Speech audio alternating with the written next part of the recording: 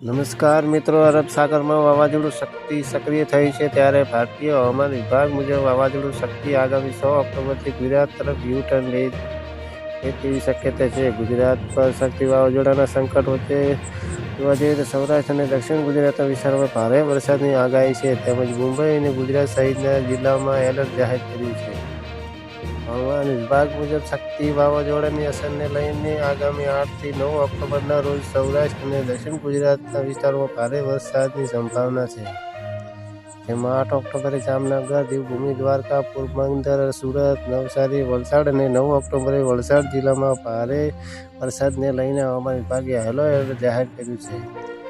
જ્યારે આગામી 10 ઓક્ટોબર સુધી રાજ્યના છૂટાછવાયા સ્થળોએ ગાજવીજ અને જોવા જઈએ તો 30 થી 40 કિલોમીટરની ઝડપે પવન ફૂંકાવાની સાથે હળવાથી મધ્યમ વરસાદની આગાહી કરવામાં આવી છે.